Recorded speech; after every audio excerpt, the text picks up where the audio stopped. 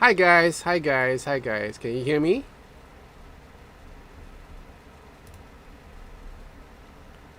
Every week the same question. Can you hear me? Tommy, can you hear me? Can y'all hear me?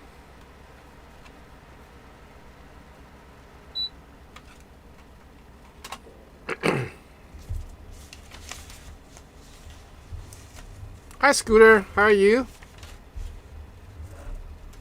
How's Arizona doing?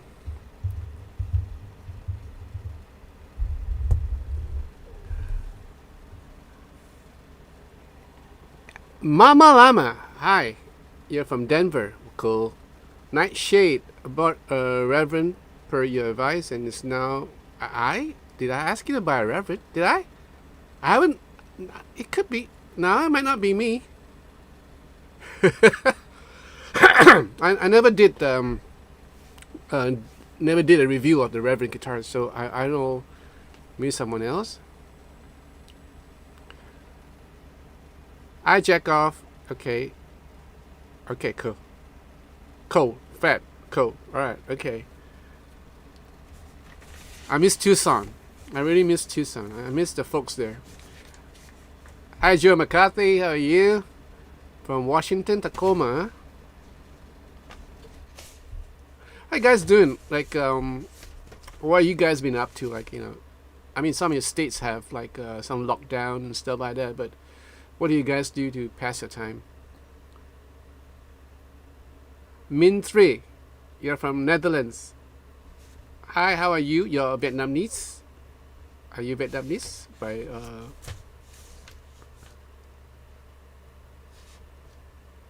don't know how you say hi in Vietnamese. Gotta learn that.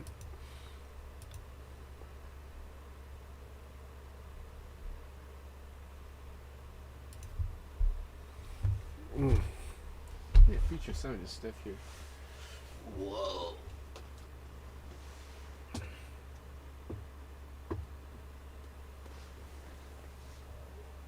That guitar looks really nice.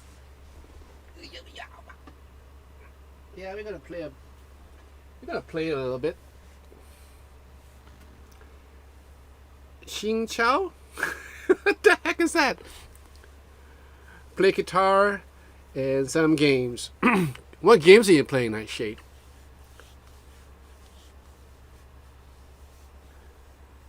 Cool. Timothy, thoughts on the HX Stomp XL. Alright. Think Line 6 need to step up to profiling, Bluetooth, touchscreen, and more options to microphone capabilities. X, Y, and Z axis capabilities, yes. Oh, okay. So it's like ciao. Hi Mark. How are you? Oh yeah. Okay. We'll talk about Rockman later. Let me just answer Timothy first. Okay. I reviewed the HX Stomp. I was not really into it because of the limitation of foot switches.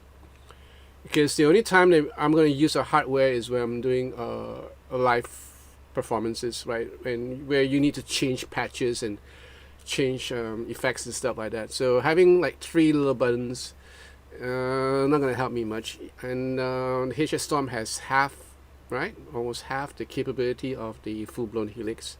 So there are many stuff that you still cannot do. You cannot do bi-amping, which I'm a fan of. And the XL has a little bit of improvement, but not in terms of DSP power. It's still the same DSP power as the HX Stomp, just more buttons for you to, more foot switches for you to play around with your stuff, which I think is okay if you're looking for a small factor. But think about it. If you need a expression pedal, you have a HX Stomp, which is so small, and you need an expression pedal.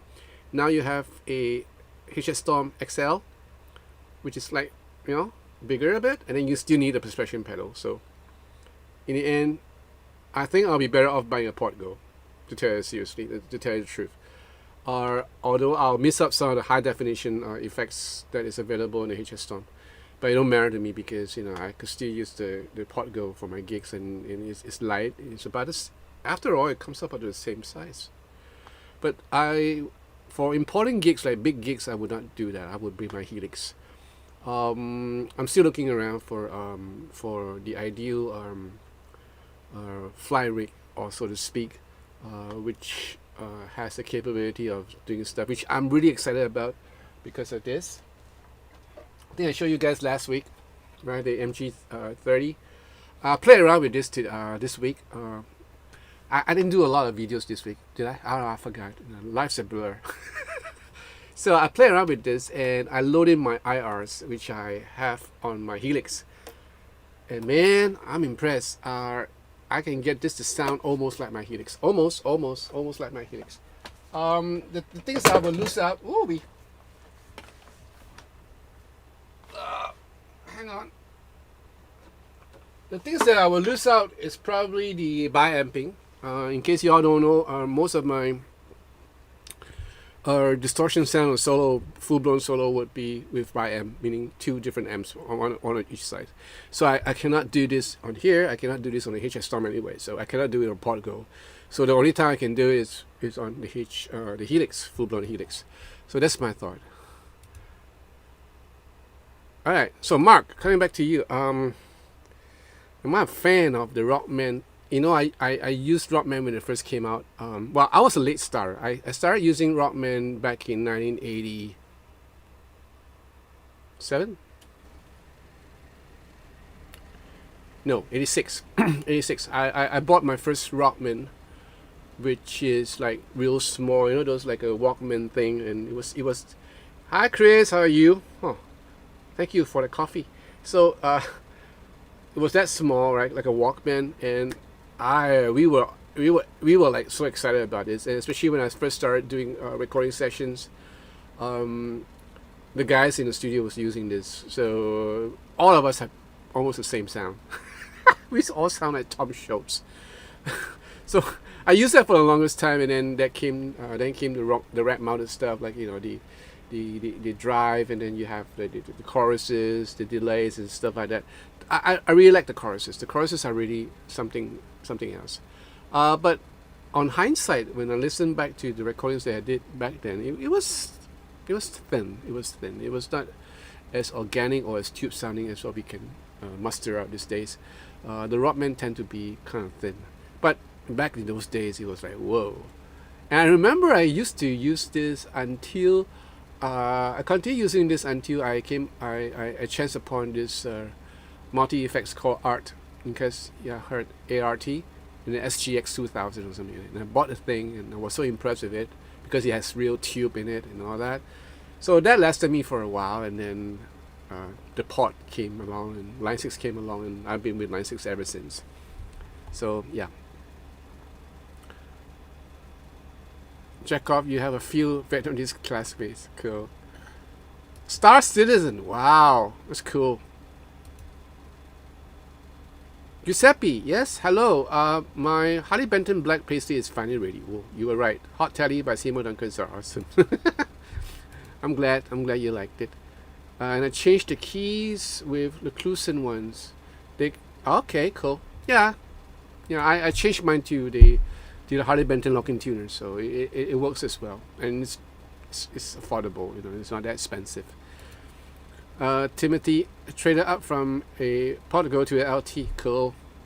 You might want to trade up again to the full-blown Helix. I came from the LT, right? I bought the LT, and then my LT went in some sort of problem, and then I got a replacement from Line 6, and they kind of upgraded me to the full-blown Helix, which was something else, you know. And I don't see myself getting an LT again.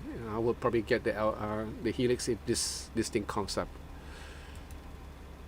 Hi Todd, good morning. Timothy, good question. The Neuro DSP Quad Cortex. Now, I have my thing about this Neuro DSP. It's expensive. It's so expensive.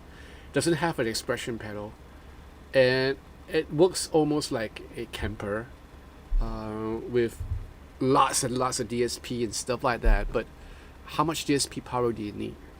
Seriously, I mean, unless you're like cooking up some mind-blowing sound that involves, like, whole ton of DSP, which I don't really need, which is just a good thing to have.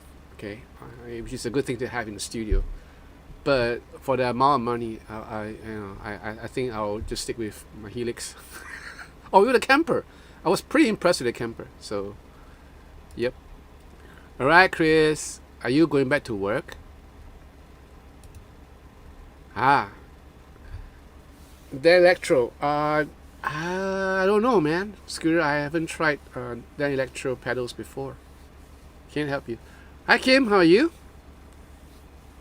Ah, there you go. So Todd has two. My Scooter, the electrode pedals are good. Okay. Matt, Benjamin, I picked up a NUX Plexi Crunch bass.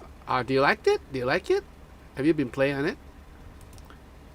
My Scooter, thinking of getting one. Okay. Nightshade, have you tried the Amplitude 5 Rockman amp in the Joe Centenary pack? No, I have not. I used to use Amplitude and Guitar Rig for my recordings when I'm doing session or my arrangement until Line 6 came along with the Native, and I've been with Native ever since. Yeah, I love it. It's so easy to work for me because the workflow is so familiar, and I can get the tone that I want in my head from the Line 6 Native. So I'd love to see them back on an improved version of the Rockman XPR. Yes, Art XGX 2000. Yes. Hi, David. Kian Robinson. Mr. Cole. Mr. Cole. Only my kid's teacher would call me that. Mr. Cole, great to see you again. I hope all is well. Do you remember the first time you ever picked up a guitar? What feelings did you have at that moment? I was just talking to a friend of mine. No, I was talking to someone who bought a guitar from me. So I was having coffee with him downstairs. So we chatted a while, and I was sharing with him my first guitar. I think I shared this before in the live stream, and it's about my first guitar, the first guitar that I ever had, which was from my dad, and it was relatively a cheap guitar. But hey, it's a thought that counts, right? So it's an acoustic guitar with a coconut, a painting of a coconut on the top, and golly, I mean, like real high action. I didn't know anything about action, but I know it was high, and it was strung with steel string, and didn't have the money or didn't know how to change strings, so the string got rusty really fast, and I would cut myself. It's a wonder that I didn't have tendinitis or something like that. You know, they call that, blood poisoning. Yeah, I would cut myself every now and then. So I tend to play real slow, and it's only later that I developed calluses that it was a little bit better, until my cousin took pity on me and gave me his Congress mahogany guitar, which is beautiful, right? Congress at that time were made in Japan, so it was a really nice guitar. I think it was pretty cheap too. Well, not. It's probably like what, $300 or $200 these days, right? US. But great guitar, and I played it for many years until I had my first electric, and then henceforth. So what are my feelings when I picked up my first guitar? The reason why I wanted a guitar, the reason why I was bugging my dad to buy me a guitar was because I've heard all the Grand Funk Railroad. You remember Grand Funk Railroad? Yeah. Initially, I wanted to be a drummer because you remember the song "We Are American Band," right? And then there's this drum riff that starts the whole song. With the cowbell. And I was like, dude, that was so cool. And I was like 13, yeah, and I wanted to play drums, so I would drum on anything, tabletops, anything, and that's probably why, yeah, my rhythm sense is a bit better than most, because I was keen on rhythm. But then when I first heard, remember this song called "Lady in Black"? I mean, some of you guys are probably my age, but if you're not, well, go Google it. This song called "Lady in Black" of Uriah Heep, right? And this A minor chord go, she came to me one morning, yeah, and I was like, whoa, I need to learn how to play that song, and that's why I have this desire to play a guitar, and that's how I started, basically. So when I first held that guitar, that first guitar, I didn't even know the action was high. I was so happy. I was just so happy, and I played on it like hours on end, every day. Every day I would spend time, and then I didn't know what I was doing because I didn't know chords. So I managed to buy some song books, which are really cheap, from the bookstores, and they have like they have the notes, and then they have like the lyrics. I don't read, so notes I mean, and the lyrics, and then the chords on top, and probably give you little diagrams on how to play a D or a D sus. That's how I picked up the songs. I used to love songs from Colorado, John Denver, yeah, Rocky Mountain High. So I love all the songs by John. I'm a great fan of John Denver back in those days because his songs are easy to play. Yeah. Hey, hi Dave. Joe McCarthy, I bought a GT 1000. Wow, but haven't set it up yet. Nice. What's that Schecter in the back? Okay. Well, since you guys are mostly here, okay, hit the like button. Hit the like button because there's only 13 likes. There are 27 you guys here. Hit the like button. I have two actually. They're both very different. This one is like a tally, right? But with heavy appointments. You have Fright Rose, two killer EMG zebra humbuckers, locking nut, maple neck. I think this is older, not mistaken. Let me just check the specs because I have the specs here. Well, this seafoam green? I think so, yeah. Alright, so you have, EMG retroactive hot 70 pickups. What you got? You got, what nut is this? Okay. Let me see. So you have a Fright Rose special hot rod locking tremolo, only exclusively on Schecter.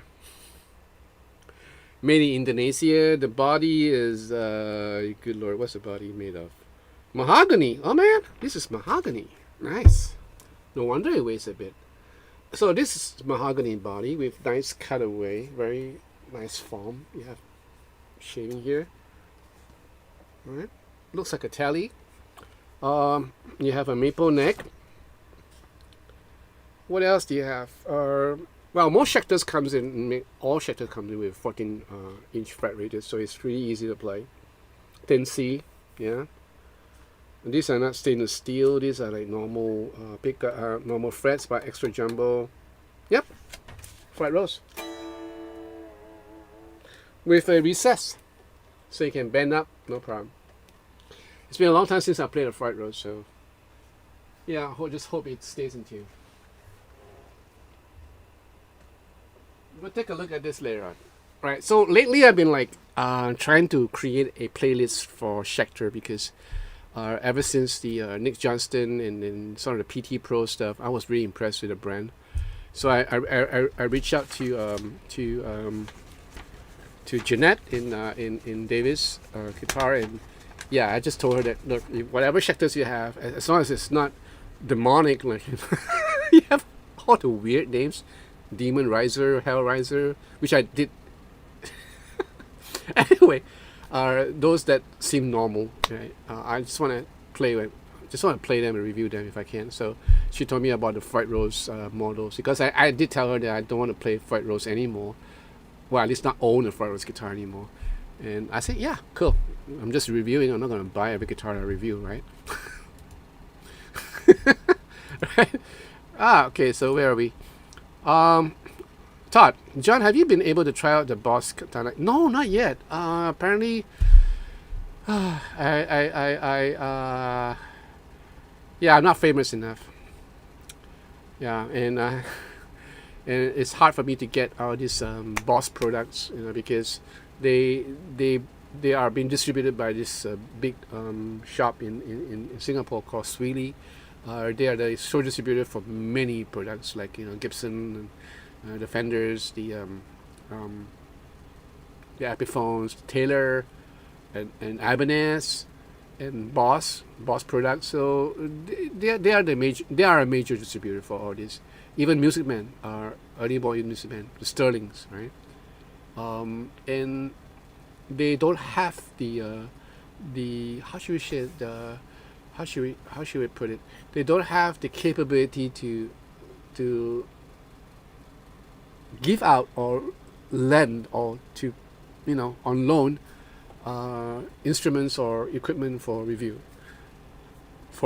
Not like City Music, because they're smaller in comparison size. Not like Davis, where it's all about friendship and trust, and they kind of trust me, so they kind of like pass guitars to me, knowing that I will not break them or scratch them.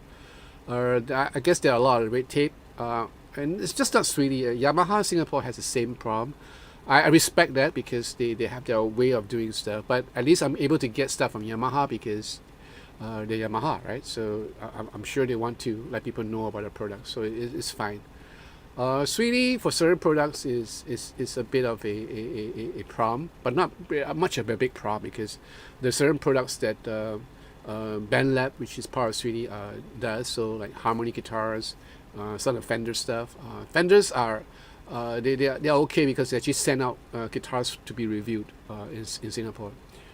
So the artist relation department works. Gibson, not so much. And then Heritage, right? So Heritage is another brand. I like the guitars, and yeah, some of this stuff. But Ibanez, no. Boss, no. So yeah, too bad, Todd. Gulami, yeah. I'm looking for a Yamaha FG800, good guitar. Yeah, Yamaha, the FG series are not bad. They're nice guitars. Yeah, it depends on what's your preference, though. John Thomas, hi John. I got this. What? Who is my all-time guitar hero? Steve Lukather. He's my all-time favorite hero because of not because of his personality. His personality is in a quiet taste, which I find really funny. He's a very straightforward guy. There's no facade around him. He's just who he is. Apart from that, it's his playing, the note choice. My second all-time favorite would be Jay Graydon, because of the note choices that he does. Yeah, I just simply love everything he plays. So these two. Kim Workshop, I got the album with the green red glasses still. What's that? What album is that? Which album is that? Kim. 强什么？强力？我大哥好，你好。Oh, Dave, you saw Grand Funk Railroad many moons ago. Cool. Hi, Bear. Hola. Hi, Orion. How are you? Kian Robinson. What would you say is the ultimate band composition? Band composition. Example, guitar and loop pedal, or guitar, bass, and drums, or guitar and keys, or guitar. Well, if it's a band composition, then I guess all of them. All right, Kim, I hear you. So it's Grand Funk. Yeah, I remember that album. I forgot the name though. Is that an album with the American band? I don't know. It's been long. It's been a long time. Yeah. So Kian, obviously, a band composition will require all the band members involved. So if you have a band of two of them involved, you have a band of four, then four of them must be involved. That would be the way to go. Yeah. David, later on, oh come on, you're teasing us. Yeah, I'm extorting you guys. Look, okay, there's a super chat, super sticker or something like that. So yeah, if you want to buy me coffee, you can go ahead and do it. and you want to be part of the guys, the beautiful guys and girls who support this channel, then join my Patreon if you can.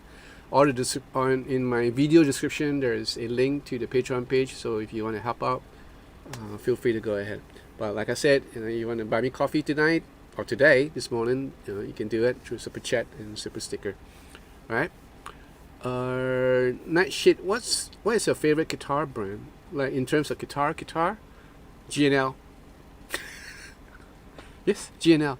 I like the way they are consistent, and the way the guitar sounds and plays. So they are my all-time favorite. Schecter is coming really close behind, to tell you seriously. Ever since I bought the Nick Johnston guitar, I'm just so impressed with the brand. So they're on my radar these days. So I'm just looking up whatever guitars. I just hope that they would kind of like sway a little bit back from the heavy metal scene and come back to the mainstream and manufacture guitars for us mainstreamers. Right, that'd be really nice. Hi David Askin, how are you? Siagrit, how are you? Stephen Whitney, hey John, how are you, man? So how do you feel about the HX Stomp? I just spoke to those guys. Who was asking me about this? Let's see now. Someone was asking me about the HX Stomp, or rather the HX, the Stomp XL, right? Yeah, Timothy, right? Timothy was asking me the same question. It's okay, like I said, it's two little buttons, two little foot switch. Yeah, especially for live work.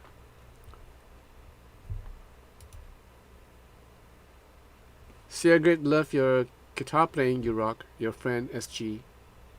So you're from SG or your name SG? Where you from, Sigrid?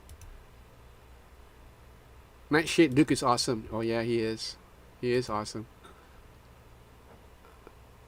Maurizio, Leonardo Sofetti. Sofetti, hi, ciao. Come sta? Okay, Grand Funk, alright. Bishoy Mikel. Wow, you're from Egypt. If I was getting a multi effects to go with Katana Mark 200, is the Zoom 11 a good option, or should I consider another? You should wait. You should wait for the G6, if I'm mistaken. This is what they call from Zoom. If you like Zoom products, and just wait for this G6. They are quite impressive. Yeah. Yeah, you hear me, right? So just hold on. Just hold on for the G11. Just take a look at the G6. Yeah. Bear, can you please give those of us who are not working musicians but have a lot of gear a bit of counseling? What counseling do you need, Bear? To buy more guitars? To buy more gear? Oh man, what's this? What are you showing, Jackoff? The XL come with extra nipples. Do you know that your word nipple was censored by YouTube, and it says that questionable topic here. So you want to show or you want to hide? Yeah, we just a couple of extra foot switches, and it's about what, $100 more, $150 more, right? So I don't know. You still have to get a expression pedal, and it's not gonna be a small factor as we all thought it's gonna be. So I rather do the MG30. Like I was saying a couple of minutes ago, that it's small enough, right? Small and thin enough to put into your backpack or your guitar case, and you'll go and comes with an expression pedal, and okay. The caveat is that you need another foot switch, which they kindly include. You don't have to buy optional. You don't have to spend more money. They give you another 2 foot switches optional. So it's outside, so you can actually have a more option for you to turn on and off certain effects and stuff like that. Because what we have here for the 3 switches is like bank up, bank down, or rather presets up, preset down, and then you have your tap tempo as well as the activation for your tuners. So you have additional 2 to kind of turn off your whatever you have in that patch of yours. And I think that's enough for me. And this is like, come on, I mean, let's get real. This is real cheap. I mean, way cheaper than buying a HX Stomp or unless you cannot live without the HX Stomp. You cannot live without the DSP that is in the Helix ecosystem. And then I would say, yeah, go for it. I mean, I've seen a lot of guys with a HX Stomp and they're perfectly happy gigging with it because they found a way to do it. And there's of course a way to kind of like hook it up to a MIDI. Is that a MIDI out? I don't know. If you can use it, if you can use the MIDI to to kind of like work in conjunction with a MIDI pedal board, then fine. But then it'll be the same, right? Same form factor. Might just get a LT or a Pod Go. I don't know. That's my thought. See a grid? You're from the U.S. Cool. I thought you're from Germany or something like that. Oliver, 你好，你好，你是纽约来的 from New York City. Hey, thank you, Nightshade. Thank you for the coffee. The Flick. Hey, Jonathan, just got back from work and great, you got a live stream going. Nice start to the weekend. Cool. Jesper, hi from Sweden. Ah, yes, Sweden. Jesper, like your playing reviews. Thank you. Thank you so much. Merzio, hi. Is it better? Harley Benton CLD 41 SE or CLA? Very good question. If you like sound wise, the CLD 41 has a bigger sound. The CLD 650 is more pretty. Yeah? Bella. More pretty, so it looks good. It has the cutaway. You can do a lot of stuff, and the electronics is not that bad. The CLD 41 for the electronics is goosey, but acoustically it sounds really good. If you play it, it sounds full. The CLD 650 is not as full as the CLD 41, but the electronics are better. Hope that helps you. Wayne Shepherd, Kenny Wayne Shepherd. I don't know, Scooter. I haven't heard of him before. Maybe I saw a couple of his videos way long time ago, but I don't know. I can't seriously tell you. Yeah, can't honestly tell you. Jasper, I bought 2 Harley Benton. Oh wow, because of your reviews. I hope you never regret it. Rocky, greetings from Croatia. Wow, cool. Welcome. Ken Robinson, the next question I asked at the risk of getting permanently banned. Are you familiar with the what? The lick? What's that? Ken, explain yourself. What's the lick? Jasper, my favorite guitarist is Jimmy RY. Let me see, who's RY?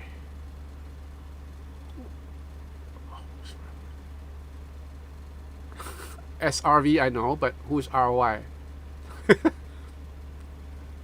Bear, why do I have a hard time with G&L necks and other brands like Fender or Ibanez string spacing? If you have a hard time with all the necks, as in all the necks, then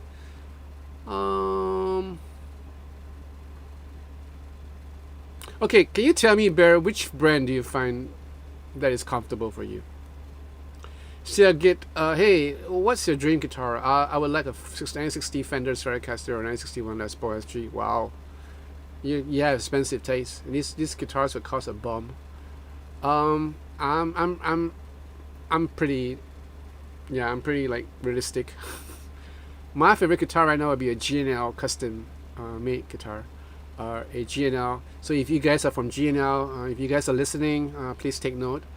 I would love to have a Skyhawk custom Skyhawk with 2 humbuckers, split collarball, and I want a Akumi body with a nice grain showing, and my custom color, which I will have to decide later.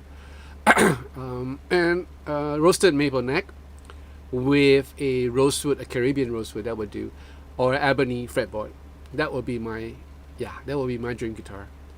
Yeah, I was actually planning to get one of these, to custom build one before the COVID happens. Yeah, I have to wait anyway. Bishoy, thank you for your suggestion. I thought about waiting for the G6, but still thinking of having the effects loop, added foot switches, and MIDI is important to be future proof. Very good choice. In that case, you might want to. I don't know. Are you happy with the G11 sound that you've been hearing thus far? If you're happy, then go for it. But there are many options out there. If you have the budget, you can might want to think about getting say for example, what you call it, the Pod Go from Line 6, or even the one from Roland. What is that? GT 1000, something like that, right? And if you have even more budget, you might want to go for a Kemper, or there are many multi effects board right now, and I think a lot of them is going to be released this year. So if I were you, I'd just hold on to your horses and just wait and see. Yeah, you're probably going to see a whole lot of stuff. Mark Trilly from Ireland. Hey, how are you, Mark? Bear, I'm from Tucson, Arizona. I know that you've been at here. Oh, I'm cool. Yeah, so like I was asking you, Bear, like, what sort of neck do you find is comfortable for you? So I'm sure you're familiar with Rainbow, Bear, the music shop Rainbow. See, I get you're from USA. Cool. Streetcar Street. Hi, Jonathan. Hope all is well with you. Have you ever reviewed an Ernie Ball Music Man Cutlass R6 HSS with noise cancelling circuit? Phew, mouthful. Thanks, Jonathan. No. No, not yet. Not yet. I do know that my good friend Rex Go formerly from Air Supply, who played for Savage Garden for a while, he has a Cutlass, and I think I did a gig with him once, and he was using his Cutlass. Incredible sounding guitar. I don't know whether they are noise cancelling or not. And on another topic, well, on the same topic, I actually managed to got a hold of Ernie Ball's and Music Man artist relations, and I requested to review their guitars. So I'm still waiting for the reply. Yeah. Technotronic. Hi from Austria. Cool. Hi. How are you? ICG. Hi, Jonathan. Where are you from, ICG? Wolfgang Muse. Hey, Jonathan. I love your playing. Do you have any cheap gear from long time ago that you still use all the time? Well, not all the time, but occasionally. Yeah, this is something that that my friend Jeffrey bought from Harley Benton, or rather from Toman, I think the year before last. And this is so useful. Like, you can just plug it in and just function as an amp, in a way. Not as intricate as the ones from Nuex, where you have the studio, whatever you call that. Where you have IRs, for your cabinets and stuff like that. Those sound really good. So, like I was telling you guys, I'm trying to build a pedal board, using all Nuex stuff. So I haven't started on it because I have tons of stuff to do. I'll probably start on it I'm probably gonna start reviewing the MG30 next week, and then I'll start building the board. And yeah. Too many things to do, too little time. RY Rycooter, cool. I love Rycooter's playing. Thank you, Dave. Oh, you're from Switzerland. Wow, we got a couple of guys from Europe tonight. You got guys from Croatia, from Austria, from Sweden, from Switzerland. Lord, welcome, guys. Welcome. Mark Trelly, Wii U. Jasper, what do you think of the Mark Reboard? What's that? Well, Mark Reboard. I've never heard of him or it. What is it? David asking, people have been buying a lot of guitars. Sweetwater Guitars say they have been selling 1,000 guitars a day, most all year long. Yep. And guess what, David? You're gonna run out of stock soon. You're gonna run out of stock because a lot of Especially in Indonesia, a lot of guitar manufacturing factories have kind of slowed down. In the States, it's the same thing. Martin has slowed down the production. This is from sources. GNL too. I guess we're gonna have a shortage of guitars pretty soon. But then you're gonna have a lot of resale guitars after this COVID thing dies out. And people will be starting off the guitars. So I see that happening. Except for guitars that are made in China, because their factory and their manufacturing process is on full swing. They kind of solved that problem internally, so the factories are working full time. So yeah, and that's why they came up with the SE, PRS SE, all those various colors. I'm sure you heard of that. So that's because the what you call it?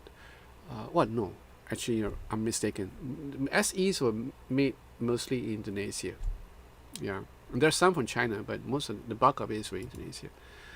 So we'll see. We'll see what happens. Bear Fender Gibson 335 Ibanez. Oh really? Oh, that's strange.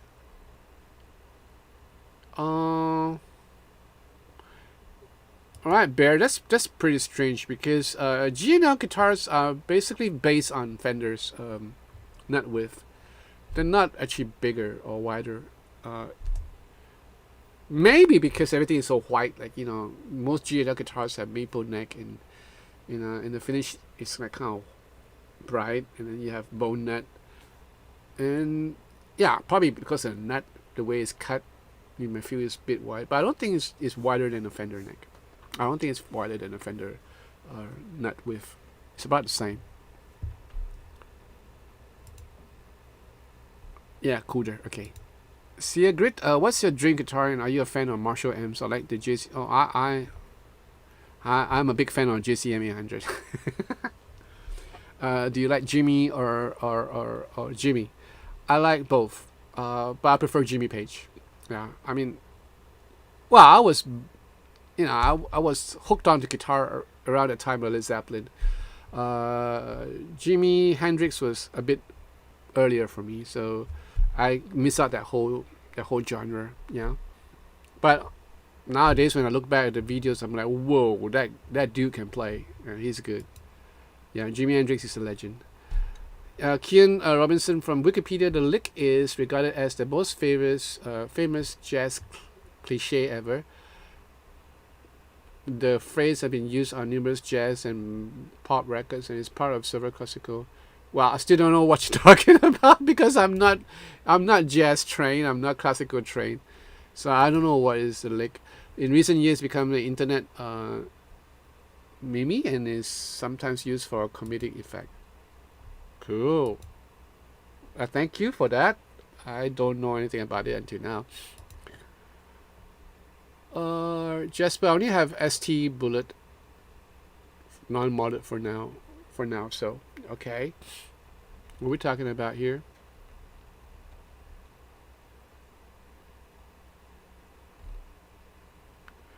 Very thin net on Bullet. Okay.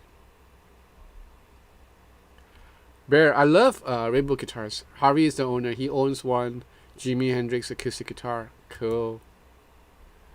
Yeah, I remember going down to Rainbow Guitars, and I was up there teaching a Christian foundation, and we went up there and bought a ton of stuff, like sound reinforcement, speakers and mixers and effects and stuff like that. We spent like almost close to 15 grand to 20 grand, and yeah, so the guys are pretty nice.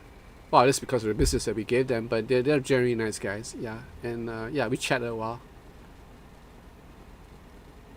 I didn't get to meet Harvey though. I met another guy. I forgot his name. Yeah, that was many years ago. So Alright, so what? Shipbuilding. Hi from England. I'm new. I love the channel. Thank you. Welcome. Welcome to the channel. Welcome to the live stream. Okay. Very thin net on the okay. Todd, John, what might cause a slight crackle sound from an amp even when no output is... Oh, So if it's a tube amp, then you probably need to change your tube. And if you're like fiddling around with the knobs and then there's a crackle, then the knobs are most probably dirty. So all you need is a contact cleaner, spray the heck out of it, and give it a couple of twists, and it should be fine. But if it's still crackle, then it's probably the tubes. So you might want to change your tubes. If it's a transistor amp, then something else is wrong. Right? It could be many reasons. It could be the connection to the speaker.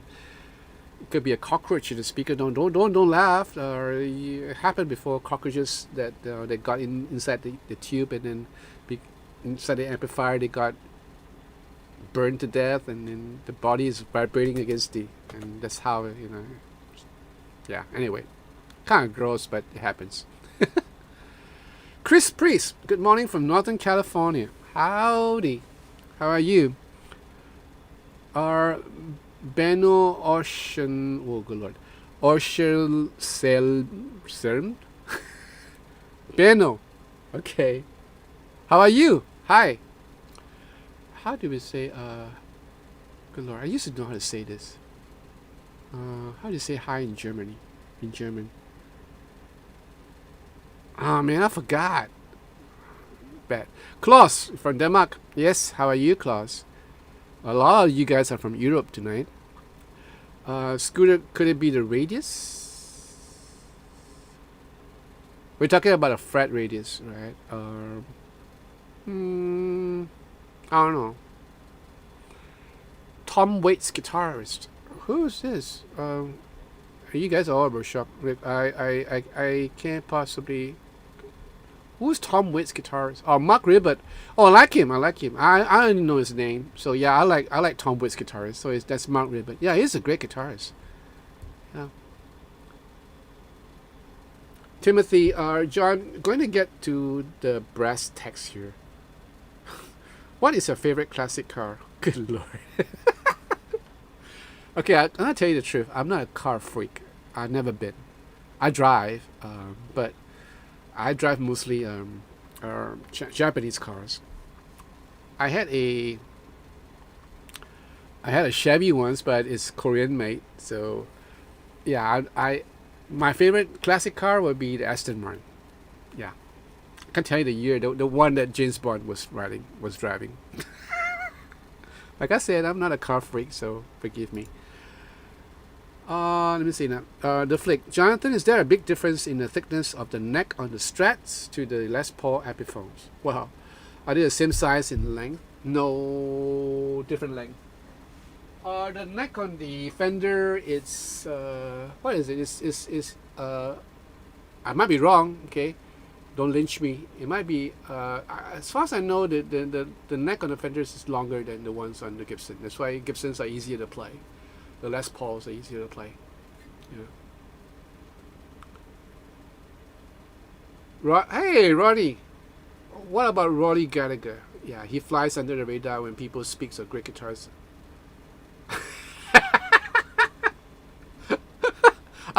I'm glad you're not ill, Roddy. No, I love Rory Gallagher. I mean, I listened to his songs before, and I love his guitar playing. It's just that, yes, he's always under the radar because he's not as flashy as other people. He's not attention seeking, but he's a great guitarist. Chris Priest, one. What's that? One. What about one? So what were you talking about?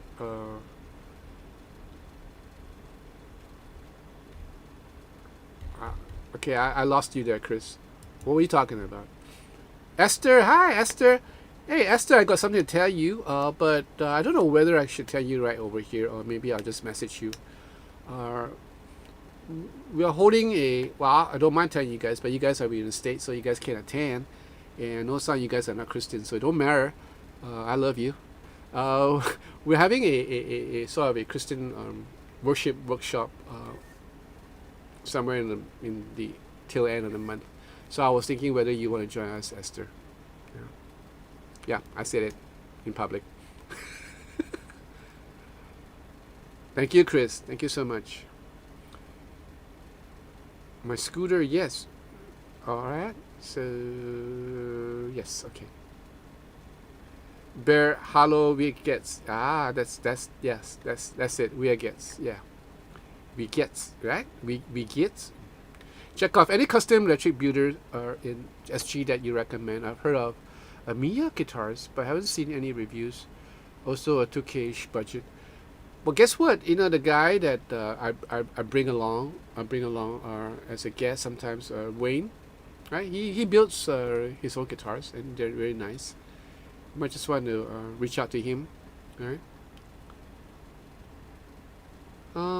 Kurt Miller. Hey, hi. How are you, Kurt? Love the Schecter you got. Can't get that amazing fourth position tone out of my head. Which one is it? The orange one? Pooh, how are you, Pooh? Different to play, not easier. What? What you talking about?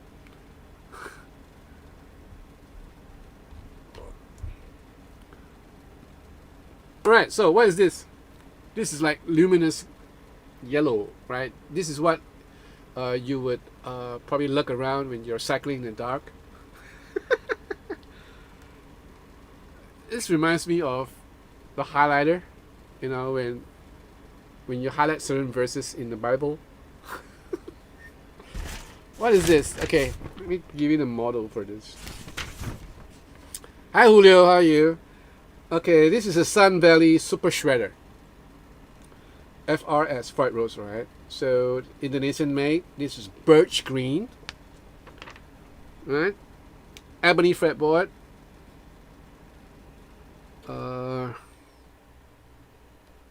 10C, 14-inch fret radius. What you got? Let me see now. Fried rose, yeah. So this nut width is pretty small, smaller than the usual one. This is at 41.3. The usual one, the one on Nick Johnson is 42. Just a tad. Truss rod with the spoke wheel here, right? So it has the same build as the other one. Which are okay, the other one, the blue one. So it has a mahogany body, a maple neck. What are pickups? The pickups are the same. Oh, I know. This has a sustain neck. Cool. Always wanted to try sustain neck. Yeah, sustain neck switch, alright, which is here. Right here. Okay. Cool. Thank you, David, for the coffee. Alright. Right, so you have two, oh my good lord. You have two battery compartments, one for the EMG pickups and one for the sustain neck. I want to hear how the sustain neck works. So you guys don't mind, I'm going to play this guitar for a while. I just hope it's in tune. Did they lock this? Okay, cool. We'll see. Let's see how it goes.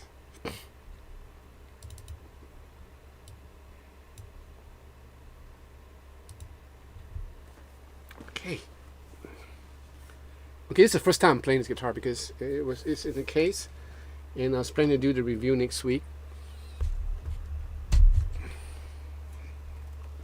Weighs a bit because of the electronics.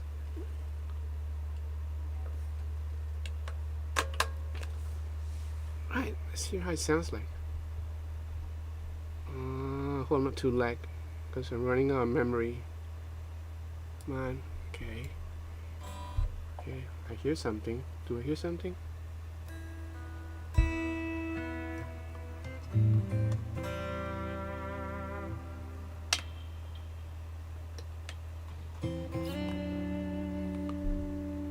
Why am I hearing the key?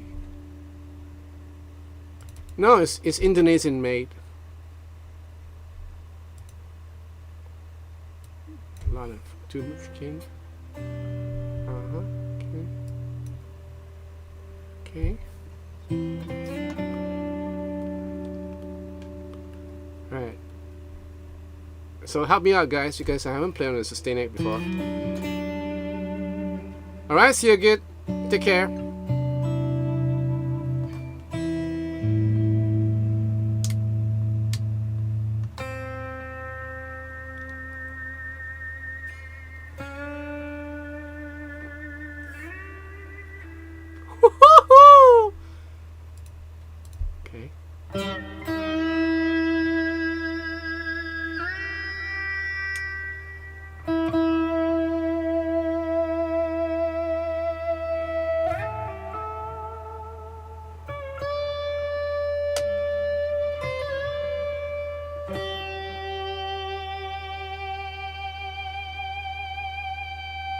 Can y'all hear? Oh, maybe can hear? Can y'all hear? I can't hear.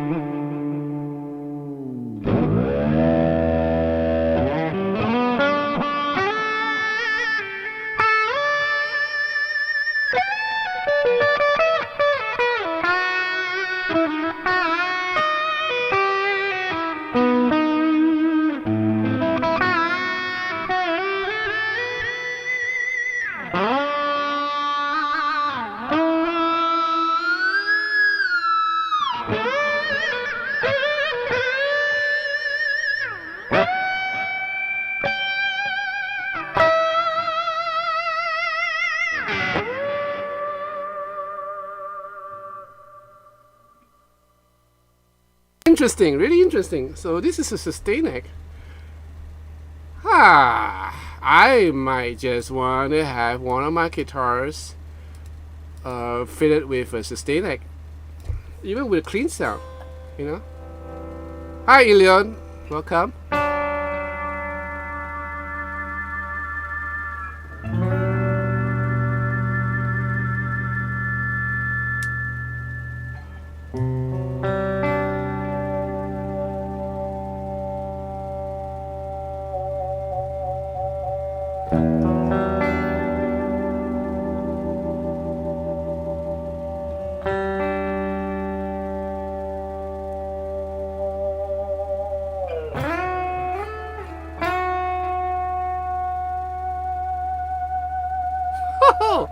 This is perfect for like ambience, ambient music. Really perfect for like slow solos where you just want to have that sustain going, like how you would in a studio where you get close to the amp or the speakers, which I do all the time when I'm recording myself in the studio or at home. I would like, kind of like stand up and get my as close as I can get to the speaker. It has to be loud so I can have the sustain at one. But you can do this without even. I'm like playing at a minimal level. I'm getting like all the sustain that I need. Crazy.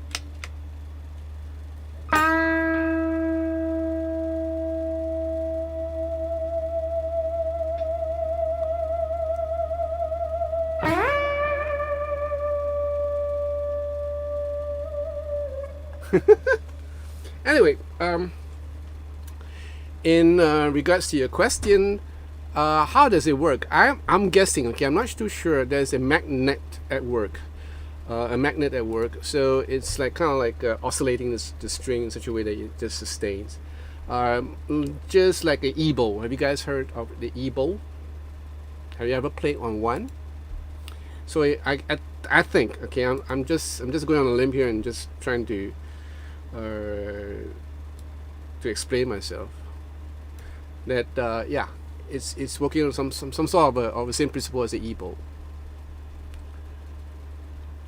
All right. So wait, I missed out a couple of guys here. Yeah, it's like an E-bow.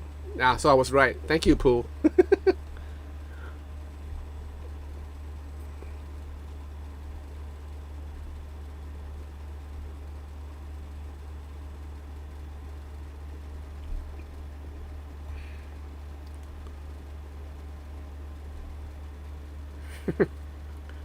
Thank you, Pooh. Ronnie, the color is called Ibanez green. I just made it up. It looks yellow on my screen, so nothing worse than a yellow trying to be a green. It is yellow, I think. I think it's like a luminous kind of greenish yellow. It's like, for me, I would call it as puke green or puke yellow. If your puke is this color, something is wrong. You're either radioactive, very radioactive. Great looking guitar. Yeah, I mean the fretboard and everything is about the same as the Nick Johnston, 14-inch radius, slim C. But I think the thing that made this guitar really stand out is the sustain neck. Yeah, interesting. Yeah, this would work really well with say, slide guitar. Yeah. Or long flowing lines. Yeah, it'll be nice. Pooh, I don't know, 9 volts, I guess. Yeah. Let me check. Okay.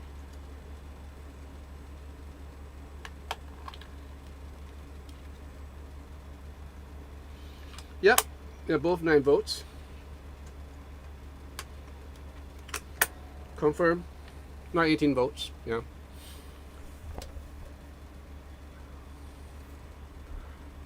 Yes, it has two functions where you can have the high harmonics or the low harmonics. So there's a middle one.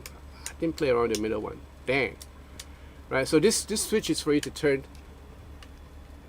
This switch is for you to turn the sustain neck on or off. Down is on, and then you have 3 modes. So the first one here, and then the middle, and then the bottom one. So I guess if I'm not mistaken, the bottom one is the.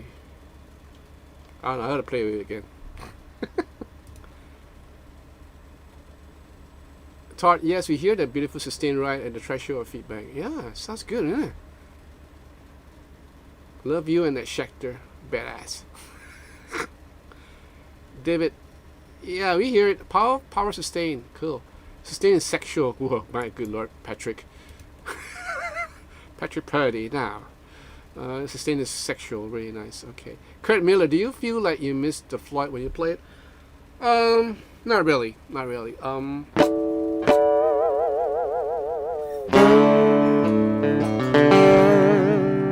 Not really. I played Floyd like many years, so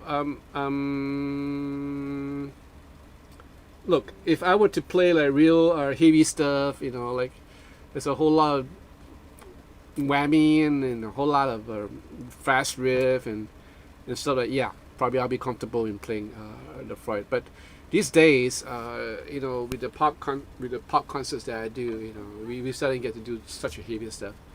I like this part. It's nice. Yeah. So, a normal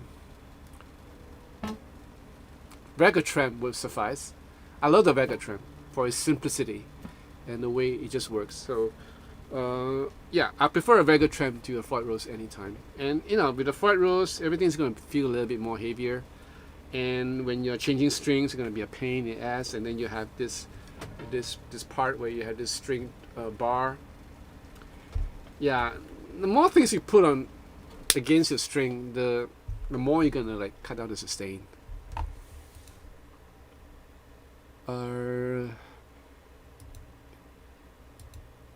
Get it. Yeah, maybe I don't know. Maybe I want to see how much is it. Alright, there you go. Very sweet. Do you feel there are lots of uses for the sustain neck? I have a Schecter Banshee 7 that has one and found it to be cool, but don't care for the tone of the pickup itself. Exactly. So that's the compromise, because if you're looking for the sustain kind of sound, then you will not be thinking about the tone of the pickups. But I'm thinking, I'm guessing like I don't know. I haven't like given this a really serious run through as to how the pickups. Just watch out for the reviews. I'm probably going to do an intense review on this. Not intense, like a more intricate review on this and how the sustain act works and how does it sound as a pickup. You know, I think it's very useful. Yeah, if you want to do, like I said, long flowing atmospheric lines. Kim, what I want, can I download it? Download the sustain act? Cool. Yeah, I want too. I want that too to download. A bridge pickup is high gain. Huh? Yeah, a bridge pickup is an EMG high gain. Yeah, it's a retro. Yeah, retro. What is this? This is a retroactive Hot 70. So it's high gain. So the next pickup is a sustain act. Yeah. Julio, you have a Fernandez Fun guitar with a sustainer. Wow. I see you. Jonathan, one question about vintage V6 icon. What's that? Ask away if I know what is a G6 Purdy vintage V6 icon. What's that?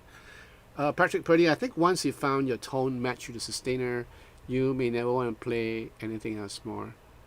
Oh man. What do I think about the vintage V6? What's a vintage V6?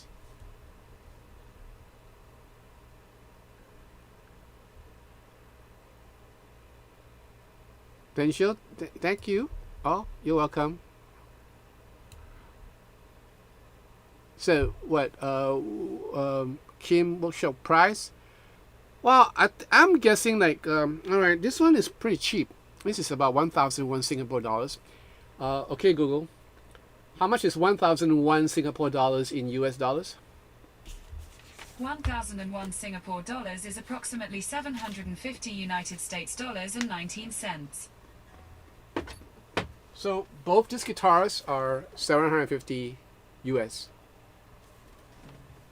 Right? So one comes with the two retro EMGs, the tele kind of style, and then this one comes with the sustain neck. So both of these individually they cost $750 US with the fried roast and everything. I think it's a darn good value for money.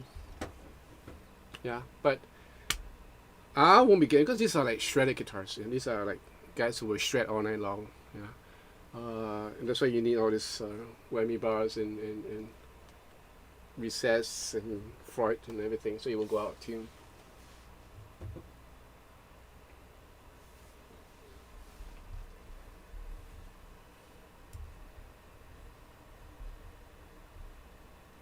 Sorry, someone was asking me about the V6 vintage. What's the V6 vintage? Hold on, Hold on. What am I? Vintage V6. What is that? Oh, it's an electric guitar. Never seen this before. Wow. So is Distress. So it has, okay. So it looks like a Fender. Is it a Fender guitar?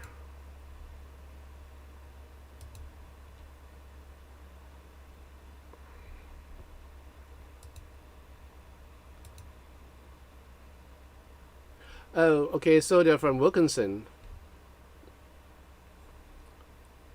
Working with knowledge guitar industry guru Trevor Wilkinson, Vintage has created a fantasy line of Wilkinson equipped vintage. Alright. Okay, so we have Wilkinson bridges and stuff like that. But are these guitars made? Where are these guitars made? Where to buy?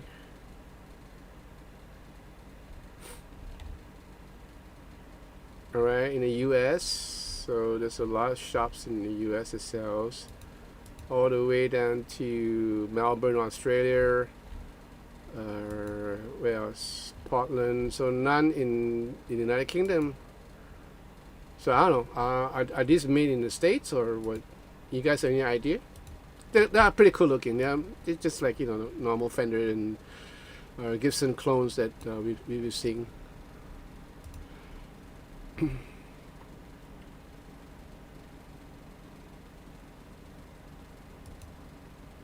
Okay. Raphael, I just did. Kian Robinson John, what's your opinion on Seymour Duncan hot rodded or humbuckers? The world must know. Sorry, I can't tell you because I haven't played on one yet. So it should be good, I guess, if you're playing like really heavy stuff. Pick the vintage guitar up cheap in Leeds, UK. Wow. Hey, Nick Johnston. How are you, man? Wait, Todd. Well, I must tend to duties of life. Take care, fine folk.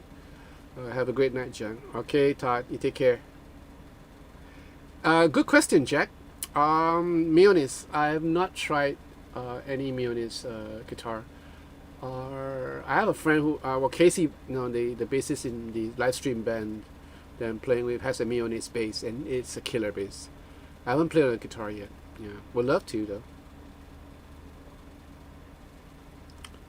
See you get back. Cool guitar, dude. Cool yellow. Okay.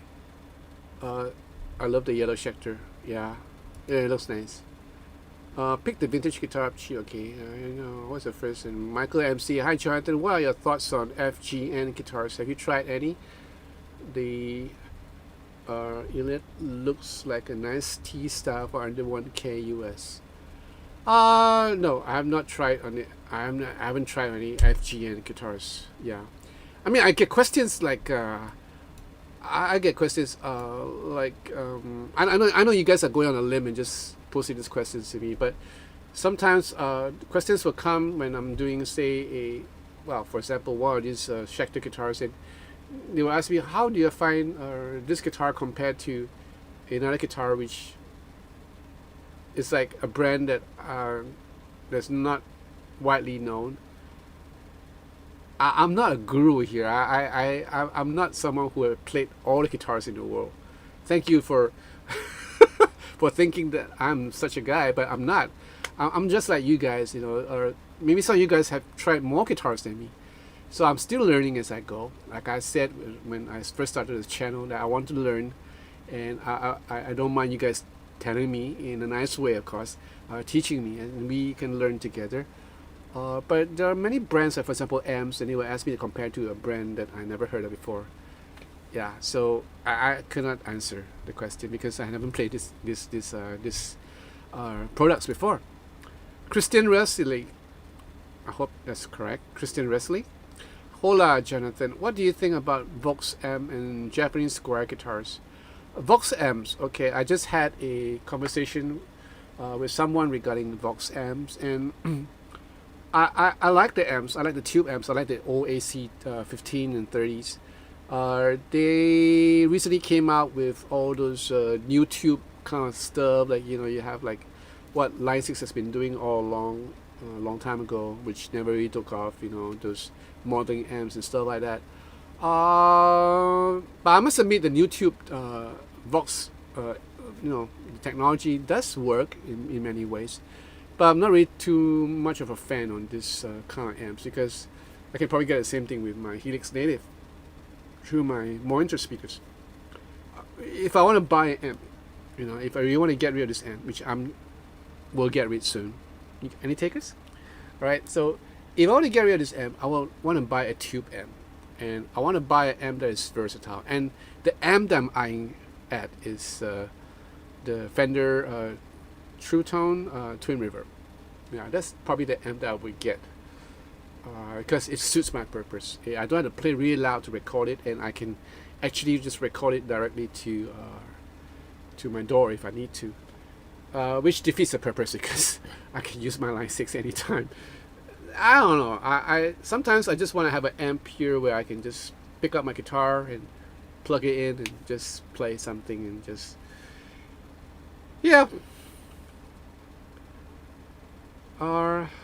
Hi Nick. Yeah, I mean that question was asked just a couple of like about half an hour ago, so I'm not going to repeat it. But it was a acoustic guitar which my dad bought me. Yeah.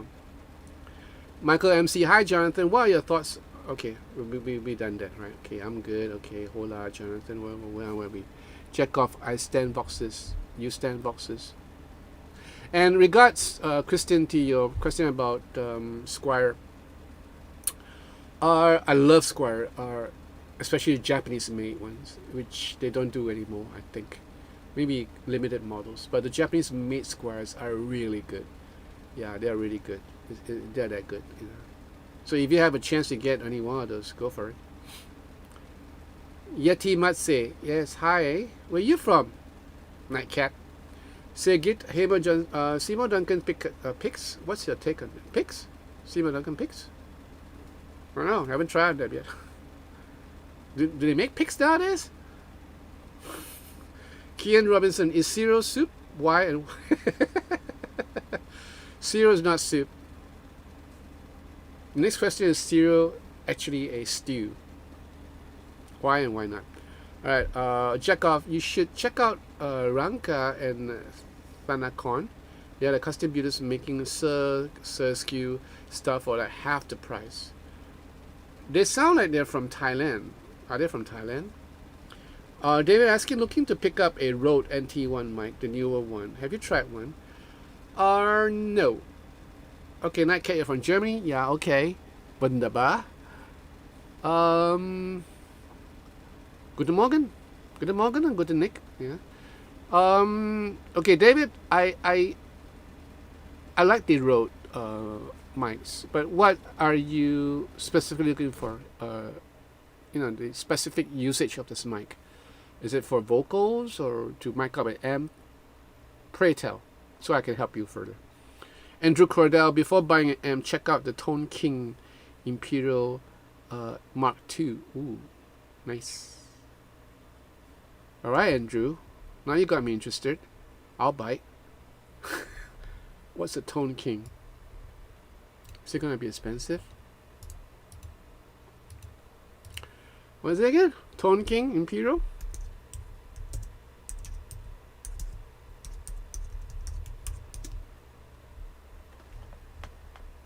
Ah, okay, so another Fender amp clone. Oh, it look good. Looks really retro. Are they good? Cordell, Mr. Cordell, are they good? Nice. I'm looking at the brown one with the 20-watt tube combo, but they're not available here. That's the thing. Yeah, I'm not able to get these amps here. Sigit, do you like Eddie Van Halen's music or gear? I love tube amps too. I like Eddie Van Halen's music. Been a fan of him ever since I heard him. Yeah, but not because of Eruption or anything. You just some of the songs, like for example Jump, is so commercial, right? So I have a pop ear with a rock guitarist heart, and I gravitate towards pop music, which relies heavily on rhythm and beat. And I love Jump. Yeah, Jump was like my all-time favorite song from Van Halen. And the other one is Panama. Is Panama from Van Halen or Panama? Panama. Yeah, I think it's from Van Halen, right? I like that guitar riff. Chekhov, a 1986 Japanese Squire is probably the best neck I ever felt. Right? Shame I didn't have the $200 spec. Oh man. And yeah, okay, they're Thai. Okay, that explains it. David Askin, vocal singer, songwriter. Get this mic, David. It's cheap, really affordable. It's a tube mic. I think it's even cheaper than the Rode NT1, and I'll tell you, it's better than the Rode NT1. This is my all-purpose mic. I use it for acoustic guitars, for vocals. But if it's for specific vocals, then I would use my retro, which is here. I keep my mics and my microphone in the dry box. Yeah, this is like always out, which is not good. So maybe it's time to put him in the dry box, just dry out the diaphragm a little bit. So this is the T-Bone Retro Tube 2, which is really a good mic. It's also a tube mic. And I really like this mic a lot because it records vocals really well, especially female vocals. Right? They're well made.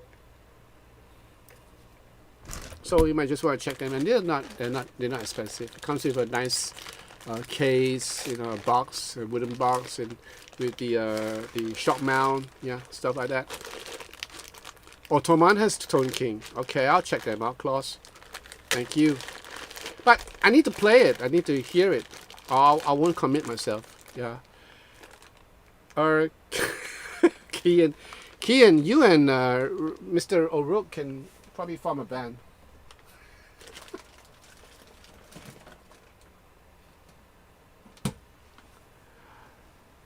What do you feel about putting pineapple on pizza? My kid, my son loves it. They call it the Hawaiian pizza, right? So, Andrew Credell, I don't have one, but the alternator looks useful. Too expensive for me right now.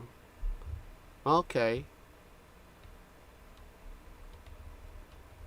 Yeah, I'm sure, because you don't have to play that loud, you know. You can alternate to 1 watt, I guess, or 2 watts. Christian received Jack, I think the same way about my Korean 1996 square. I haven't tried Japanese one. Those are expensive in my country. Okay. Guitar sounds and fun. Hi, hope you are well. I'm good. Where are you from? Okay, the Rode mic is 270 US. Yeah, you can probably pick up one of these for less than that. Yeah. Now, I'm telling you, this is a tube mic. So it's for vocals, you're going to sound really good. Bear, I love what you said. Pop ear with a rock heart. I have a pop ear with a jazz heart. Michael MC, on average, how many hours do you play each day, and what are you currently working on when you practice? I'll come back to you, Michael, because I was about to share something like this. I thought this is a good question. See you good. Sorry, Jonathan. Seymour Duncan pickups. Oh, what's your take on them? Okay. I like them. I had a remark a couple of days ago, about a week ago, saying that Seymour Duncans are a ripoff, and they just cost a lot and they're not any good. I didn't want to get into an argument. I didn't want to present my point of view because, as far as I'm concerned, I prefer Seymour Duncans and the Marzios because I like the Seymour Duncan sound. I think those pickups are really well made. Yes, true, they all sound a little bit similar after a while, but if you're going for, like, you know, the Pearly Gates and the 59s hybrid, you get, you know, a vast difference in tone. So yeah, I think the Seymour Duncan pickups are really well made, you know, well constructed. Yeah, good. Jack Collins, how are you, man? How are you, brother? Are you doing okay? Klaus, I use a Fishman Pew Farmer for acoustic guitar and Volca. Ooh, I think cool. And I think it's one of the best, but that's just me. Okay. Dangel, you have a nice day. Thank you. Do you like Toto or Journey? C. Perry, I like all of them. Toto and Journey, every singer in it. Bobby Kimball. There's the other guy. I forgot to say he passed on a couple of years ago. Great. He was in that album. What's his name? He's got blonde hair. Incredible vocalist from Toto. Okay, Kia, what's the most underrated guitar? I don't know. Anyway, coming back to you, Michael. On average, how many hours do I play each day? Now, I was sharing this. I think one on the live stream that I play almost every day. And depending on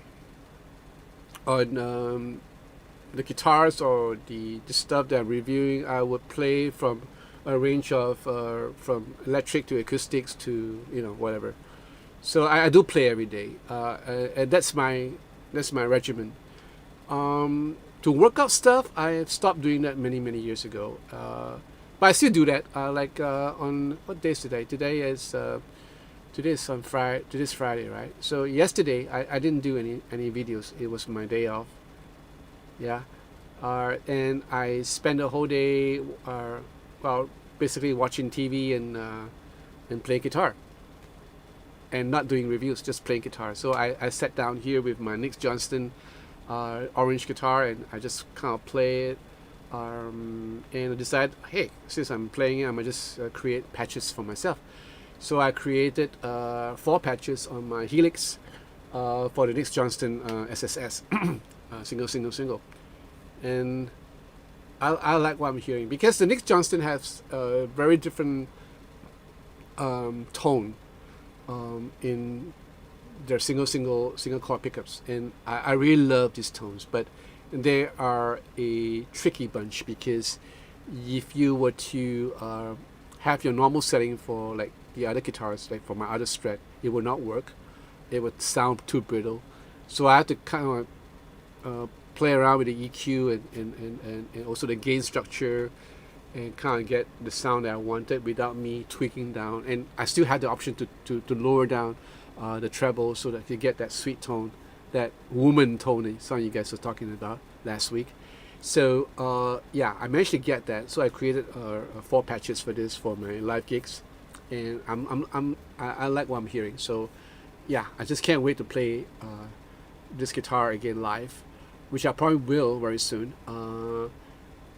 My Vega Tram is apparently in Singapore, right? It's in Federal Express warehouse. So I'm hoping that they will deliver it to me tomorrow, latest by Monday, I guess. So once I have this fixed up with the Vega Tram, I'm ready to rock and roll. And yeah, I will probably be reviewing some of the pedals. It's a nice segue, right? It's a nice segue to the introduction of these 3 pedals that I have. So I'm gonna open up for you guys and just do a sneak peek, because I haven't seen these pedals before. So I know what they are, but you know, I haven't seen them like up close. But before I do that, again, super sticker, super chat, buy me coffee, you know the works, and hit the like button. All right. Jack, I'm doing fine. Jonathan, what about you? Staying safe and well? Oh, okay. Yeah, I am. I'm doing fine. Singapore is more or less better, way better now. The wearing a mask becomes like a norm. You know, it becomes second nature. I was hoping to go for a ride later on if I can. Probably to catch a sunrise if I can. That depends whether I'm too tired, you know. And I took my first ride after 2.5 or 2 months. It was great. You know, I love to go out again. So I'll probably go out tomorrow, late tomorrow. You know, and we'll see how. Yeah, I'm been keeping busy. So, like, the last question about me playing. So I just like to kind of like sit down here and with my favorite guitar, and I used to do that with my amp, which I seldom do it because there's so much stuff on top of my amp right now. I need to clear this stuff. And just this and my TC Electronic Ditto looper, I could spend hours just playing. And I used to do that every day for a couple of hours. Yeah, we're talking about back in 2014, 15, you know, when I had a spare time, I would just work on it. And yeah, so if you're looking for if you're looking to ask me a question about how I practice my guitar, then I would advise you to not think about practicing guitar and learning skills and stuff like that. These are things that you need to go through anyway. So you need to know what skills that, you know, the major scales, the minor pentatonic, whatever, the minor harmonic scale, the Dorian, you know, the Mixolydian, the Lydian, you know, modes and all that. You can learn all that, you know, spend time on that. But when it comes to the crunch, it'll be good if you have yourself a looper. I have a couple of loopers here, so you know you can have your choice. You can ask me about loopers, and you can just create music with yourself and get some chords down and run through the various scales. What I like to do is like I like to do stuff like playing weird chords. Like, you know, I would play with A9, and the next thing I'll go to a C sharp major 7, and I'll just change chords. Like, you know, every bar or every 2 bars, I'll just change to something that's out of the ordinary, which doesn't go into the family of the fifths. and I would just play and go through the changes and try to kind of like not memorize which chords comes after, but kind of like try to sneak in and out so that I will not land on the wrong note. And even if I do land on the wrong note, how I can kind of like gliss it over and go to something that's more harmonically correct. And that's a good way to practice knowing your fretboard and knowing your skills. Like if you are playing on the E flat major 7, you can always play on the E flat major scale if you want to, but you can always add a major 7, or you can do something else. Right? So there are many things you can do. So when I'm sitting down on my guitar, I try to work out things in a harmonious way, in a melodious way, so that I could think out of lines in my head and try to kind of like interpret it on real life on the fretboard. And that's something that I strive always to do. And yeah, so something that I encourage you guys to do. All right.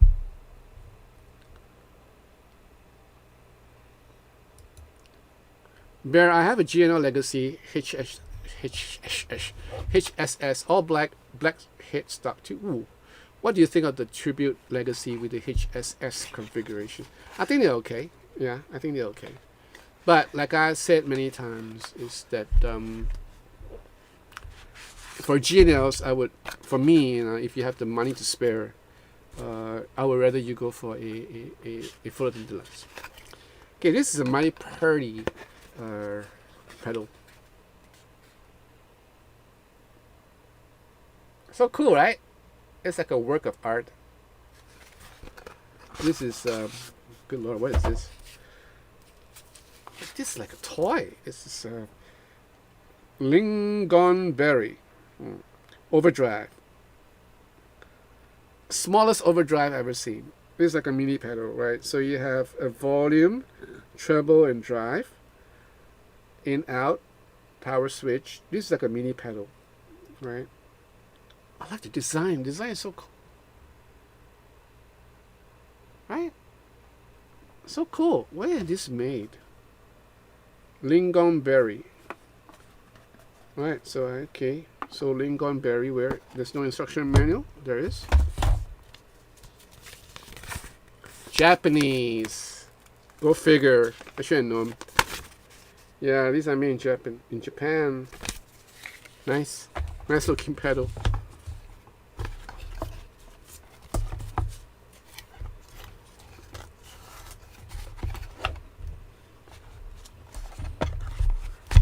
I tell you, half the time when we're talking about pedals, most of the time is the visual, right? The aesthetic part of it that jacks up the cost of the pedal. And I don't know how it sounds like. I've tried a couple of overdrive pedals, and not all of them are good. They may look good. Esther, thank you. All right, Esther. Me in Japan. Ah, see, Esther knows about this.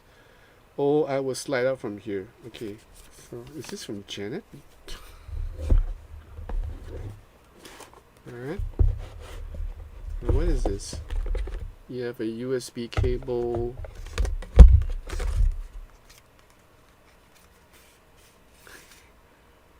Darkglass Electronics. Have you all heard of it? Oh. Dude, you guys gotta check this out.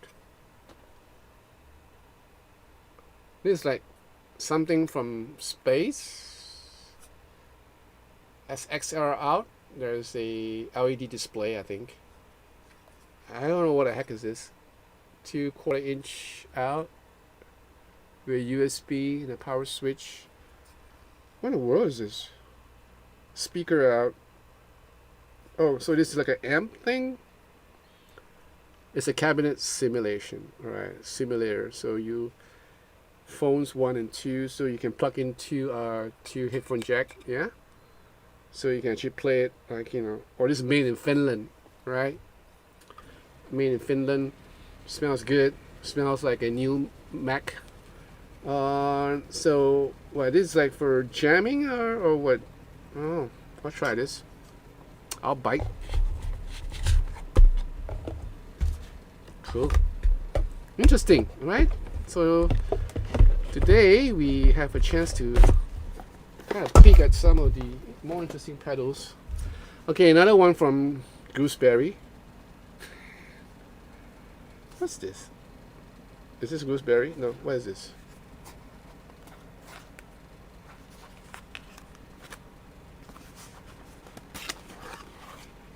It's the same. It looks the same. Fluorescent Orange Amp. Oh, this is an amp in a box. So this is an amp simulator.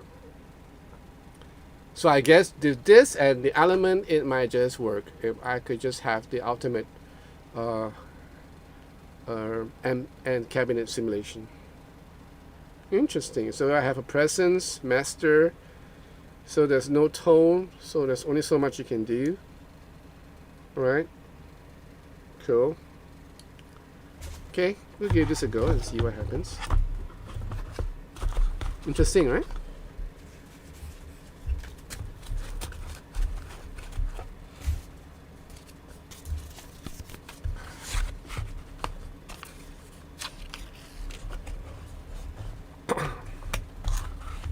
David asking, was that Mike Porcaro of Toto that you were referring to? He was a bass player and singer. No.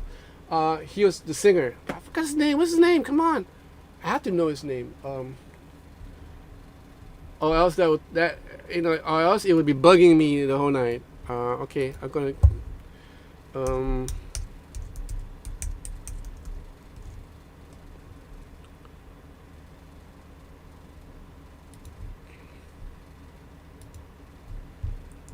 A second. Right.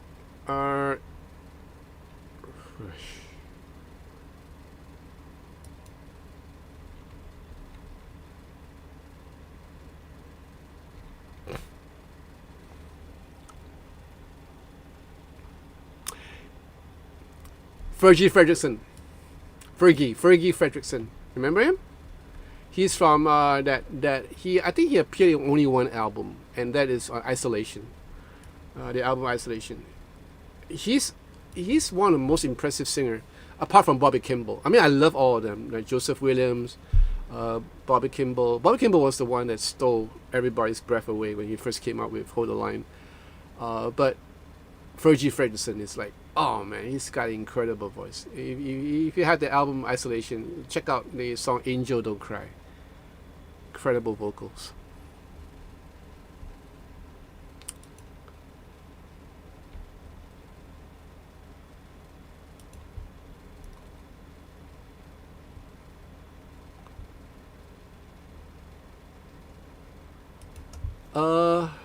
Kian Robinson, last question, I promise. What activity gives you the most inspiration for creating music?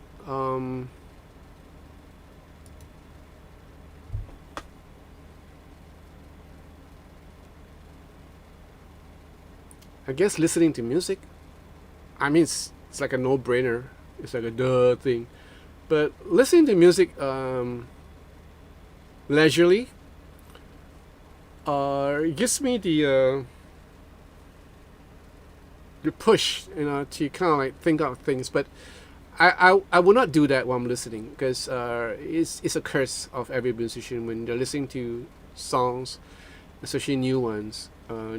They cannot relax because they'll be hearing the parts, and that's why when I relax, I tend to put on songs that I'm really familiar with. Songs that have been played thousands of times in my playlist. Like when I go cycling, when I go out cycling, I don't put on stuff that I never heard before, because I will be like listening out to the parts and probably get myself in an accident. So I usually put stuff that I'm so familiar with, like Oliver Newton-John, Bee Gees, or some of the rockier stuff, like from Foreigner. I know all these are like sugar candy kind of rock. But yeah, I like this kind of music. England Dan, John Ford, Coley, Toto, if I can put it, stuff like that. So I will not think about the music when I'm cycling, and that's my way of listening to music and let it be absorbed into my soul. But there are times when I'm in a mood for some music. Because I recently bought a couple of new albums from iTunes, And these are the stuff that I would just sit down in front of my speakers and I would just sit down and listen to the parts that has been played. Like I was listening to the Aristocrats with Guthrie Govan. My mind was blown at the amount of technicalities that they have and the amount of skill that each and every one have, ranging from the drummer to the bassist to Guthrie himself. And it's incredible. It's such a joy and the sense of humor to just listen to them. Incredible. So these are the times when I can actually kind of like draw from them or the piece of music that I'm listening to. Anything from soundtrack recordings, like I love soundtrack recording. I love string parts and I love orchestral works because for me orchestral music is like a rock music. It's like a rock band but with more people involved, right? Or to hear the cello and the brass section going, it's like, whoa, man. Yeah, that would bring a chill up your spine. So that's always good. So I always listen to these kinds of music and not just limiting myself to a certain genre. Right? I mean, some of you guys do that. There's nothing wrong about it, but I would advise you guys to kind of like listen to all sorts of music. I love country, as you all might know, but I'm not stuck to country. I listen to rock, pop. I love pop. I love sound scoring, movie scoring. I love jazz to a certain extent. I love Latin American music. I love classical music to a certain extent. So, yeah. Okay. Hi, North Dwarf. Guitar sound and fun. I bought a Harley Benton ST20 HSS Black. Okay, changed almost everything. It's a HSH now with tone riders. Ooh. Alright, hope you're enjoying it. Is your fretboard still like, making your fingertips black after so many months? Sig Gear, peace Jonathan, rock on, great video. Take care, man. What do you think from the Grid Spark amp? I don't know. I haven't tried one yet, so I can't tell you. Christian Wesley, Jonathan, do you like Maxon pedals and Boss pedals? Have I owned a I've never owned a Maxon pedal before, which is really strange because they were quite popular back then. But I have a lot of Boss pedals, a lot. I have like close to 30 Boss pedals at one time. I sold them, one by one.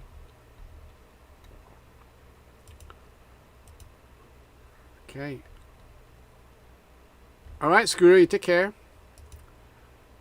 Michael MC, check out Sean Tubbs' videos for the One Control amp. He's a great player. Okay, I will. Element. Yes, can't wait for a review.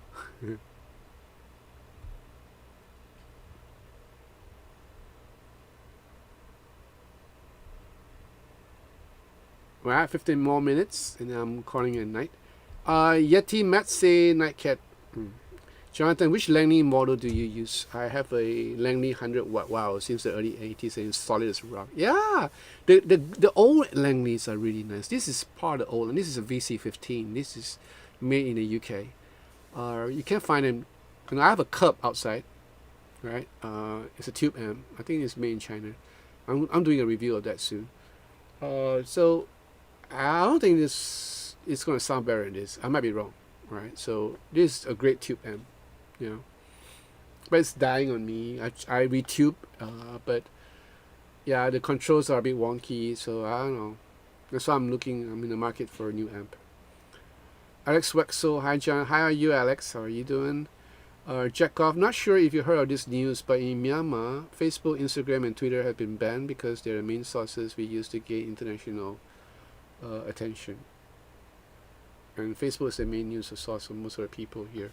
Alright, Jackov. Yeah, I heard about the situation. I hope there's nothing we can do. I just hope this will be resolved soon. The attention for power is the one that, and it is so uncanny what is happening in Myanmar. Could have happened in the States, a couple of weeks ago. So like I always stress, I don't want to be political in this channel, so I'm not gonna go there. All right, Esther, you take care. I will message you, right? Alex Wexel, you have the most positive channel on all guitar YouTube. Thank you for the content. Thank you, man. Appreciate it. Jack, Jonathan, I just wanted to ask that ESP Ltd that you do the videos of. Would you buy the guitar if you had to? Which one? Which one? Which one, Jack? David asking, our new president is very concerned about what is happening in Myanmar. Maybe now the U.S. will find ways to help. All right, Jonathan is a Telecaster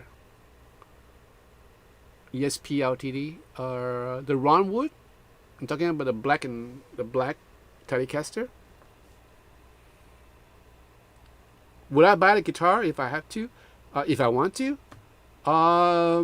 You know what, Jack? I would buy the guitar, but not in that black finish. It has another version. It's like a kind of sunburst kind of thing, which I think is more attractive than the black. But I will buy the guitar, just like that, because of the way it sounds. I really like the way it sounds. I think it's one of the best sounding Telecaster that I've heard. One of the best sounding. Yeah, I still like my Blues Boy. In fact, it's the same configuration as the Blues Boy, which I mentioned in the review. But it sounded really good.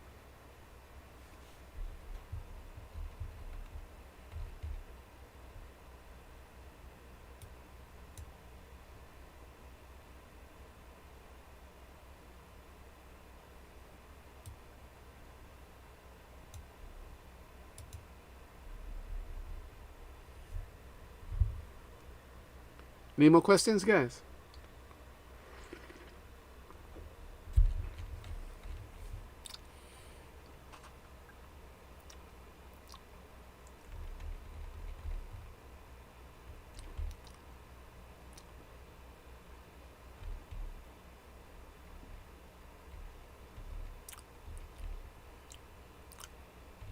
I'm going to check out the Tone King amp from Thomann and see how much does it cost.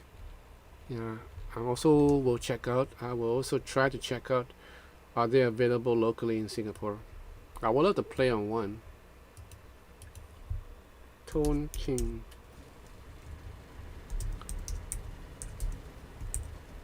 Amplifiers, Singapore. Oh.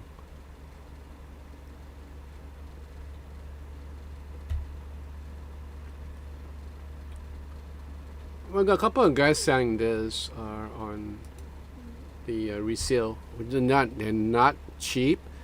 $3,350 for the Mach 2 tube amp, and it's used. What?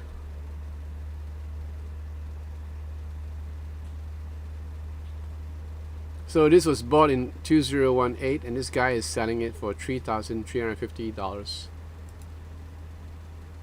What? No way. I'm not gonna pay that much. 3,000. I can just buy myself a twin reverb. Alright, so let me see now. So Tone King Thomann, how much does it cost? Tone King Thomann. Whoa, they're not cheap too, right? So the Mark II costs about 2,000 euros. Yeah, it's about that. Oh, they're not cheap, man. Dude, this is too rich for me. No. No. It's too rich for me. I can't afford an amp like that expensive. Okay, so much for Tone King.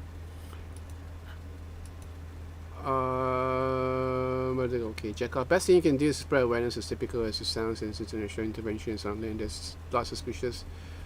Nah, I don't think Russia and China is behind everything. I think this is just pure lust for power in the military itself.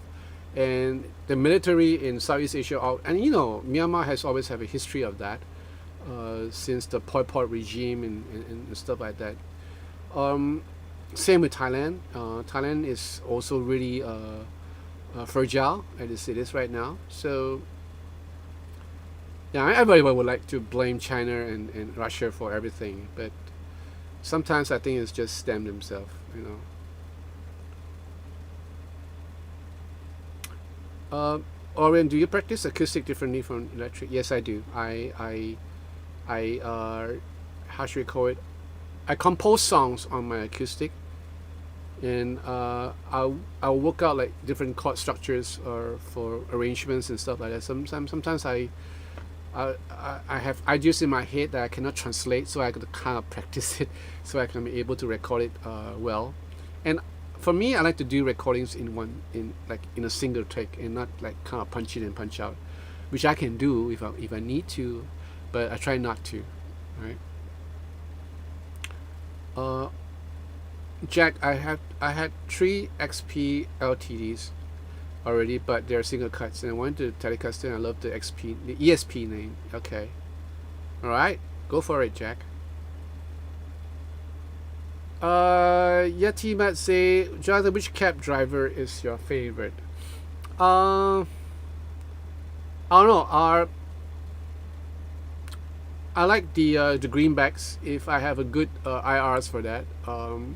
Personally, I like the cabs for my for the JCM 800. You know, I thought those are one of the best speakers I ever heard. Yeah, and of course the other cab driver I would really like is the Fender amps, the Fender Deluxe. I find that those speakers are really something else. Yeah.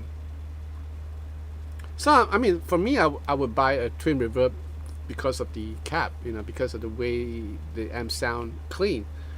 Yeah, and if you want to crack up the twin reverb, you're gonna be out of your mind because you'll go deaf before anything happens. Before saturation sets in, you'll probably go deaf.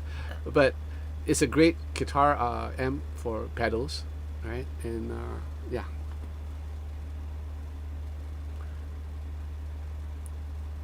Andrew Cradell, check out the demos on YouTube. You only live once.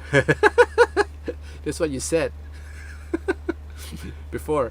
Hey John, do you use PRS on your shows? No, I don't really like PRS guitars. Yeah, you hear me. I don't really like PRS guitars. Brother Jason, can you recommend electric 12 string?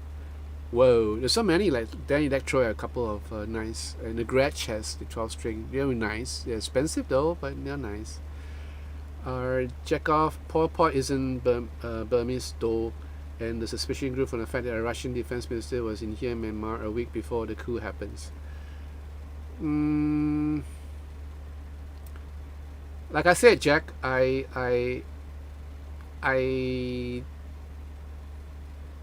don't want to get to there. So if you want to get to there, this will probably be the wrong channel to get into this, right? David asking, I like the T-bone tube mic. I'll check that one out also. Thanks. No worries, David.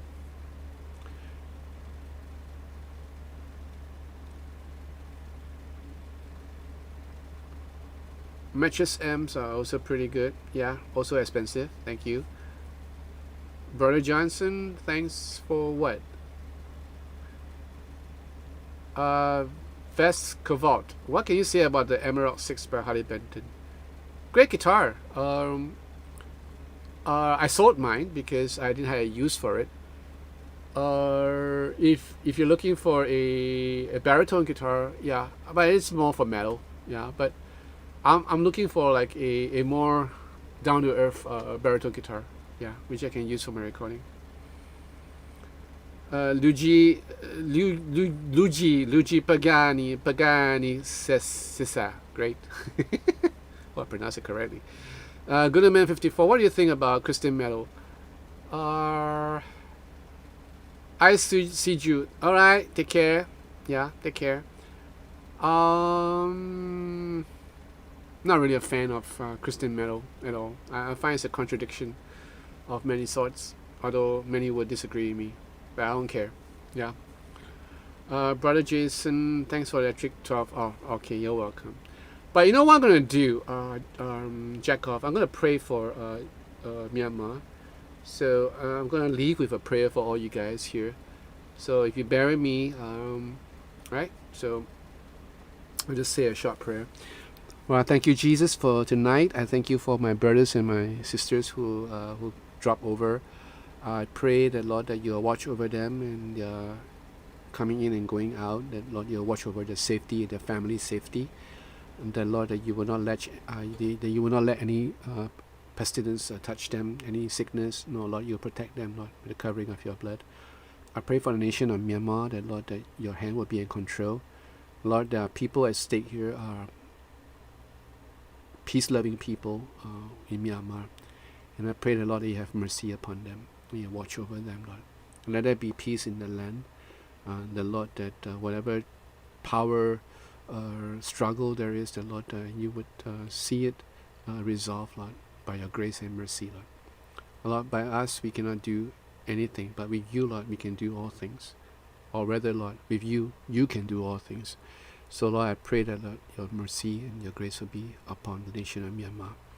So thank you, Lord. I also pray for those countries who are suffering from COVID-19, that, Lord, that you bring the death rate down, that, Lord, you bring down the infection so that life can at least get back to the normalcy that it once was before, Lord. Thank you, Jesus. We pray all this in your mighty name, Lord. In Jesus' name I pray. Amen. All right, guys. Thank you for dropping over. I'm looking at the screen, and this whole live stream is so psychedelic. It's like purple and a lot of purple haze. You know, the only thing missing is my just smoke coming out. It'll be like, whoa, all right, dude. It'll be so far out.